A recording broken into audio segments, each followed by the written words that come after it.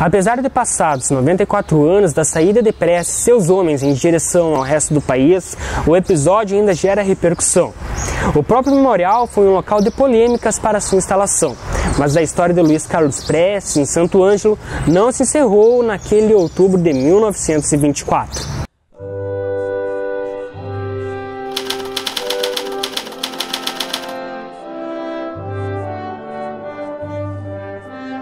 Mesmo que a coluna Prestes em si seja um fato histórico polêmico, existe confusão entre as duas facetas da vida do ex-militar. Em 1924, quando tudo começou, Prestes era um exemplo dentro do Exército Brasileiro e da Escola Militar. Porém, suas concepções morais mudaram ao percorrer o interior do Brasil. Em maio de 30, ele rompe com os tenentes, né? Os tenentes Juarez Távora, João Alberto, Miguel Costa vão apoiar a Aliança Liberal, que vai levar o Getúlio Vargas ao poder em 1930.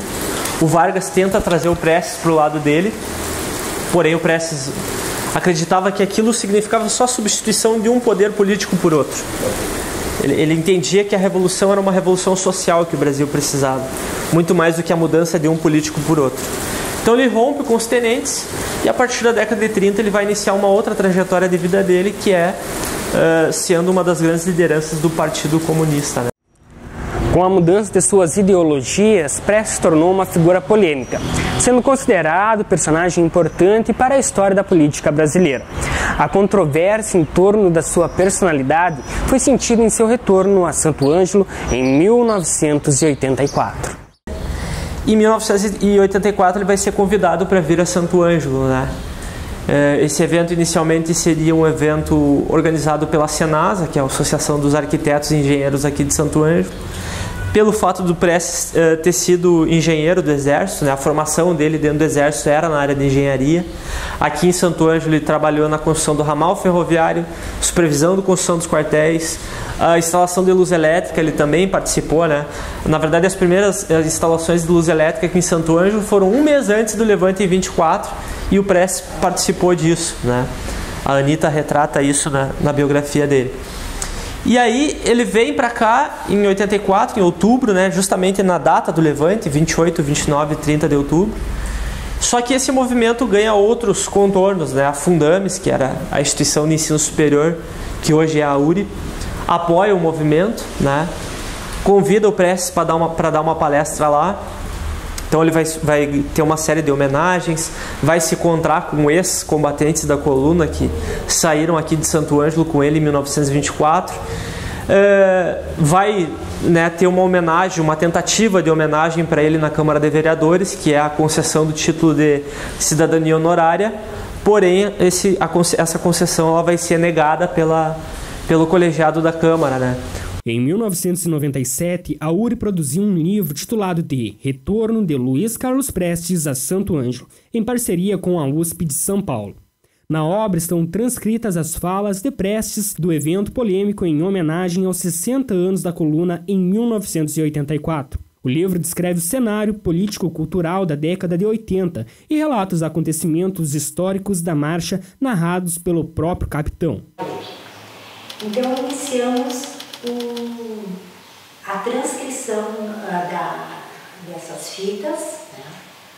Aí pesquisamos também determinados termos que ele usava, de determinados objetos que foram usados na época, até inclusive tipos de armas da época da coluna, que é muito interessante, porque lendo essas entrevistas e observando as análises do professor José Carlos, a gente percebe muito bem a personalidade do Prestes, né?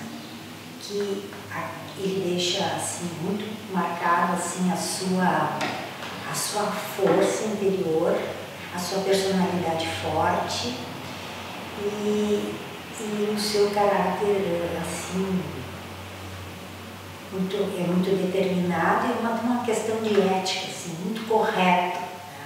A coluna Prestes deixou histórias, opiniões, crenças e lendas por todo o país. São diversas as versões sobre o que de fato aconteceu durante os 2 anos e meio da marcha. Algumas obras criticam e relatam histórias de abuso, roubos e mortes durante o percurso. Eliane Brum, jornalista natural de Ijuí, refez o percurso da década de 90 conversando com testemunhas da coluna. A maioria das crianças da época lembrou das dificuldades que os combatentes trouxeram para suas famílias.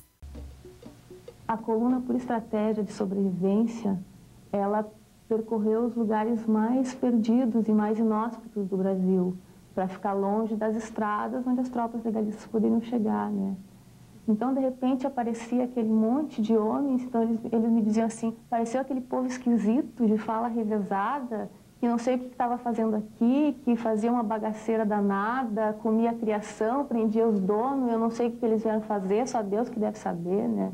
Então, essa era a impressão, de repente aparecia aquele monte de gente comendo, precisando comer num lugar onde a comida não era suficiente, precisando vestir, precisando de mulher, né? E então eles viram a coluna como a maioria viu a coluna como uma tropa de ocupação. Outros historiadores descrevem o contexto da época para justificar tais atitudes dos combatentes. Porém, dentre as divergências, é inegável o peso histórico da coluna Prestes em sua influência para a transformação da política e da sociedade brasileira.